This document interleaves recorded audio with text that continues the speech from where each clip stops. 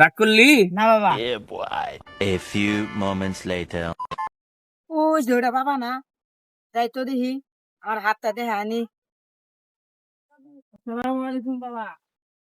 ওয়ালাইকুম আসসালাম। ভালো আছিস বাসা? জি বাবা, ভালো আছি। বস, এখানে বস। এখন বল, আমার কাছে কি জন্য আসছিস? বাবা, আমার হাত দেখাতে আসছি। হাত দেখাতে আসছিস? আমার সম্পর্কে জানিস? জি বিশ্বাস আছে? জি বিশ্বাস হবে? জি। ঠিক আছে। তোর নাম কি? বিপ্লব। তুই হিন্দু না মুসলিম? মুসলিম। ঠিক আছে, মুট কর। ক বিসমিল্লাহ। বিসমিল্লাহ। ক সুবহানাল্লাহ। সুবহানাল্লাহ। আমার কাছে যা কবি সব সত্য কবি, মিথ্যা কবি আল্লাহর কাছে ঠেকা রাখবি। কথা কি বুঝতে পারছস? জি। রাগ করলি? না। ঠিক আছে। তুই এমন একজন মানুষ যে কয় আইলো তার পিছয় দৌড় দেস। তোর কাছে 500 টাকা যদি কেউ চায়, তুই 5,000 টাকা দিয়ে দেস। কথা কি ঠিক? জি। রাগ করলি? না। তুই রাত্রে যখন একা একা হাইটা যাস, তোর মনে হয় পিছন দিক থেকে কেউ একজন আসতেছে। কথা কি ঠিক? ও বাবা। রাগ করলি? না বাবা। তুই যখন পিছনে তাকায় দেখস তোর পিছনে কেউ নাই। কথা কি ঠিক? ও বাবা। তোর পাশের গ্রামে এক মেয়ের সাথে সম্পর্ক ছিল দীর্ঘদিনের, তুই তারে মনে প্রাণে ভালোবাসতি। ওই মেয়েটা তোরে ছেঁকা দিয়ে চলে গেছে। কথা কি ঠিক? ও বাবা। রাগ করলি? না বাবা। তুই কিছুদিন আগে 5,000 টাকার জন্য বিপদে পড়ছিলি। তোর আত্মীয় স্বজন, বন্ধু বান্ধব, ভাই বাদার যারা ছিল সবার কাছে তুই তোর টাকা চাইছস, তোরে কেউ সাহায্য করে নাই। কথা কি ঠিক? ও বাবা। তুই এমন একজন মানুষ, তোর কাছে কেউ টাকা ধার চাইলে তুই সাথে সাথে দিয়া দেস, কিন্তু তোর টাকার বিপদে হইলে পরে তোরে কেউ টাকা দেয় না। কথা কি ঠিক? ও বাবা। রাগ করলি? না বাবা। এখন তোর যত সমস্যা আছে আমি যদি সমাধান করে দেই, তোর কি সমস্যা আছে? না বাবা। ঠিক আছে, বল বিসমিল্লাহ। বিসমিল্লাহ। বা সুবহানাল্লাহ। সুবহানাল্লাহ। এসব বললে কি ক্ষতি আছে? না। রাগ করলি? না বাবা।